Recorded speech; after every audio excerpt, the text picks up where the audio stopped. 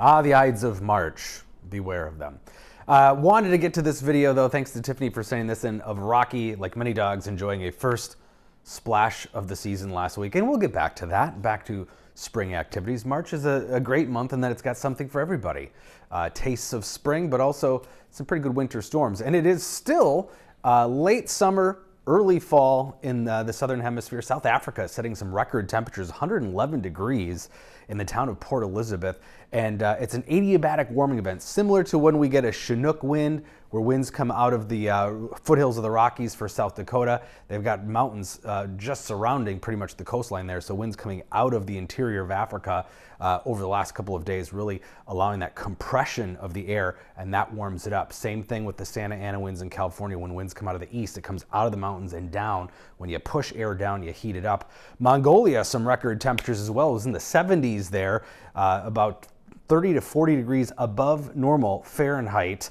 So pretty incredible heat there, but then a winter wall up here. In between are very warm temperatures of March, but the snow keeps piling up. In Colorado and Wyoming, it is up to 3 feet plus for some spots. You see those dark red areas near Cheyenne and also just north and west of Denver.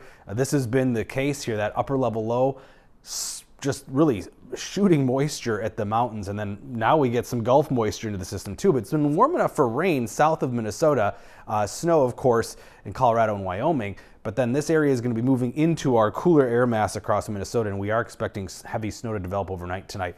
Winter storm warnings for southwestern Minnesota, winter weather advisories around that, still some blizzard and winter storm warnings off to the west as that starts to wind down.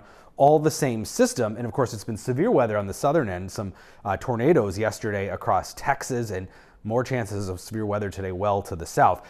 Our issue with this system is going to be these winds out of the northeast, pretty strong east-northeast winds, and we're on the northern fringe of this system, and that's a dry air mass that will try to eat away on the northern edge of that snow. So this is one of those scenarios where it's going to be a very tight gradient on the northern edge, and that's why we watch that track very carefully. These are dew points. You can see those higher dew points really stay to the south of the Twin Cities, so not a guaranteed snowfall for us.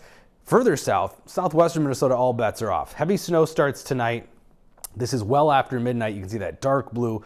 And then as it moves north and east into our drier air, it's a narrower band of snow, but it looks like probably midday, right around noon, we should see snow in the Twin Cities into the afternoon, and then winding down through tomorrow night, tapering off to lighter snow showers across northern Minnesota. As far as those amounts go, this is kind of hedging bets right now. 1 to 3 inches is a pretty popular forecast for the Twin Cities. This is about 2 inches for us, but we're talking 6 to 10 plus across southwestern Minnesota. This is more of a probabilistic forecast. It will be probably less than 2 or more than 2 for us, and a tight gradient across the metro area. This is looking at that more closely. Definitely less than an inch in some of the northern suburbs, but you get south of the Twin Cities, just south, we could be looking at some 3-4 inch amounts. And then this is the European model, which is kind of flipped with the American model to be a little more aggressive on the northern edge, pushing some 4 or 5 inch amounts into the south metro.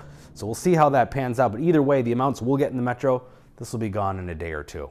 This is a probabilistic look at the forecast. Chance of 3 inches or more you can see across South Dakota and southern Minnesota. It's really unavoidable, but then when we kick it up a notch to 6 inches plus, still southwestern Minnesota is where we're really honing in on those chances of a much more significant snowfall across the area. And then another system is going to skirt off to our south here midweek. This one was looking like it could get close to us.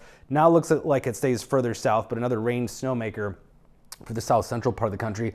And then the warmth builds back in. This is just a temporary hiccup in what is a very mild March so far. A big bubble of warmth and an upper level ridge late in the week into the weekend, back into the 50s and even 60s. And I think within the next couple of weeks, maybe even a first 70 for us. But this is next Sunday's highs, just to give you a little hope if you don't like the wintry weather. Back into the 60s across southern Minnesota. So definitely warming up and brightening up too. Still pretty cloudy Tuesday behind this system and cool, but the sun's back Wednesday, and we'll see those temperatures back well above normal by the end of the week.